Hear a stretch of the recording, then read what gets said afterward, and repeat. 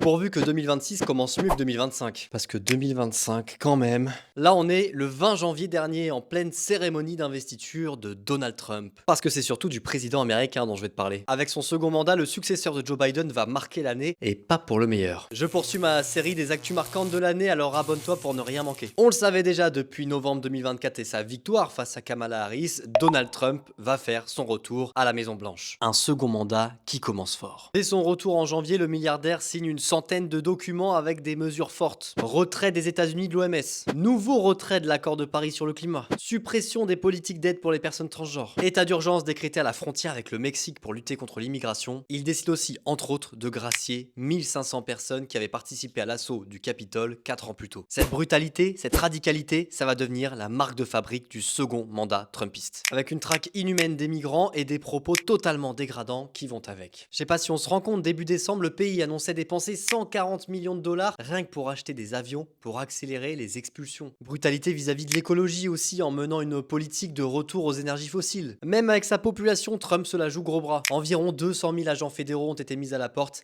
et vraiment pas avec tendresse. Heureusement, à l'international, Trump est un boss, là rien à dire. Ou plutôt un bisounours de la paix. Il a mis fin à 8 conflits depuis le début de l'année, vous vous en rendez compte? Ouais, enfin ça, c'est ce qu'il dit. La réalité est bien différente. Soit les accords de paix ont été rompus en quelques jours, soit Trump amplifie son rôle de pacificateur, comme entre le Pakistan et l'Inde. Mais pour lui, peu importe. Parce que c'est aussi ça le Trump de 2025, l'ère de la post-vérité. À l'image de son discours du 22 septembre dernier, à l'Assemblée Générale des Nations Unies. Remise en cause du réchauffement climatique, critique des pays qui viennent de reconnaître un État palestinien, les attaques contre l'immigration et j'en passe. Dans cette stratégie ultra agressive, le président américain n'en oublie pas ses meilleurs amis, les journalistes, avec des prises à partie, des réductions de leurs droits au Pentagone ou encore des attaques en justice. Et si Trump s'en prend au Wall Street Journal, c'est parce qu'il a pas trop apprécié 7 articles sortis au cœur de l'été. Une lettre salace qu'il aurait envoyé à Jeffrey Epstein en 2003. Les Epstein Files, tiens, d'ailleurs, ça a clairement marqué la deuxième partie de l'année trumpiste. Mis sous pression, il se résout finalement à promulguer une loi pour rendre publics tous les documents. La publication a d'ailleurs eu lieu il y a quelques jours. Même si au final des pages entières ont été caviardées, des infos arrivent encore au compte-gouttes. Le nom du président américain est bien cité, on est donc loin de tout savoir et c'est vraiment le symbole d'une année surréaliste.